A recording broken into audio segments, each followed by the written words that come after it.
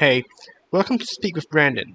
Here, I will teach you how to speak English fluently like an American using simple, proven methods. If you like this series, be sure to leave a like, comment, subscribe, and ring that bell button so that you don't miss any future uploads. There are many reasons why many people never speak English at all in their daily life. Perhaps there is not a single social need for that, or perhaps they dislike the language, which, if you're watching this video, doesn't apply to you. One particular reason for this behavior, however, is crucial to the learning process, and that is the lack of confidence. I personally know a lot of people who refuse to use English because they lack confidence. They feel like they are bad at it. Not knowing that refusing to use the language will only make them even worse at it. They avoid using the language whenever possible because they perform poorly at it, which in return reduces the chance of them getting to practice using that language, further hindering their progress, making them not even wanting to speak that language even more, forming a bad negative loop. Look, I totally get it. It is easier said than done for most people, as most of us are hardly in an encouraging situation to use English in the first place. I can understand the feeling, for I was in the same environment for the most of my life as well, coming from a fully Chinese education background ever since my primary school all the way into university. That's why I'm going to show you some of the methods that I use to increase my confidence, which has worked for me in the past. Hopefully, by the end of this video, you will have a more optimistic view to tackle the language instead of fearing it or avoiding its usage. Method number 1. Your best speaking partner is yourself. I started talking to myself in English ever since I was a kid, and I didn't even realize it at first until someone pointed it out to me at one point that I was apparently speaking to myself. It was a very awkward moment when they told me that, and my face got red all over upon the realization. I was apparently repeating lines I heard from cartoons, movies, American media, and many other places to myself thoughtlessly, when I was doing something else completely unrelated, like wandering around or playing with toys. Although seemingly awkward and embarrassing, this provided me with tons of practice and pronunciation that I didn't even realize all this time. It became such a powerful tool in shaping how I pronounce each word and form each sentence out of my mouth. That ultimately led to my current fluency and accent. This same logic applies to those speaking coaches that tell you to practice speaking in front of the mirror, in order for you to look at yourself and listen to yourself as you speak. As an adult, I can understand that this method has a very high emotional barrier, and most of us would not be willing to go through that same embarrassment I did as a kid, as to talk to myself. And that's okay, because this ties in to my second way to promote confidence. Method number 2. Think and make decisions in English. So, how does this tie with the first method? Well, you see, the awkwardness in the situation I described in method 1 arises because you're essentially voicing out your English for everyone to listen to. But isn't that the point? Well, yes it is, but I don't want to put too much psychological stress onto your shoulders by asking you to speak to yourself openly for everyone to listen to who might think you're a dork or being weird. So you gotta speak English to yourself using a different way.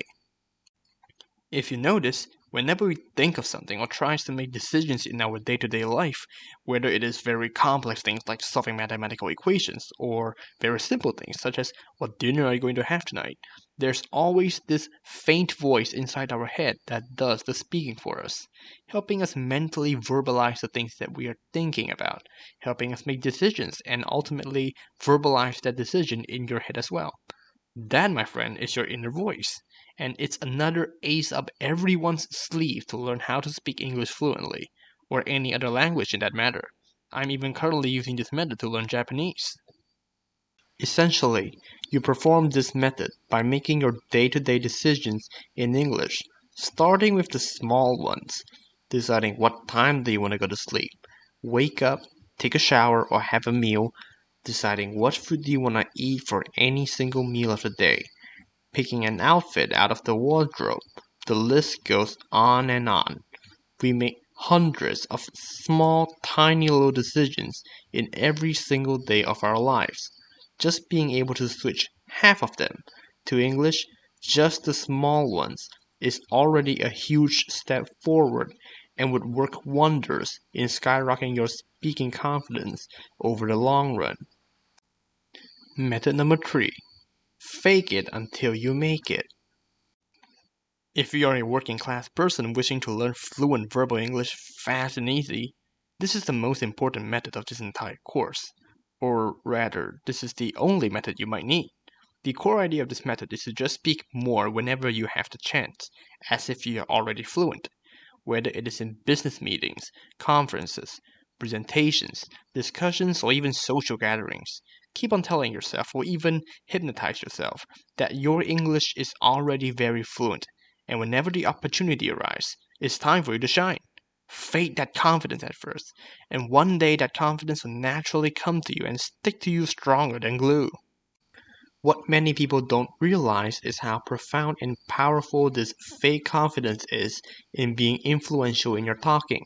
Just by simply overflowing with confidence and very willing to speak, even if your current fluency is poor, that enthusiasm quickly radiates to the people listening to you, captivating them to keep listening in awe and with attention. They no longer care that you are not fluent in using the language.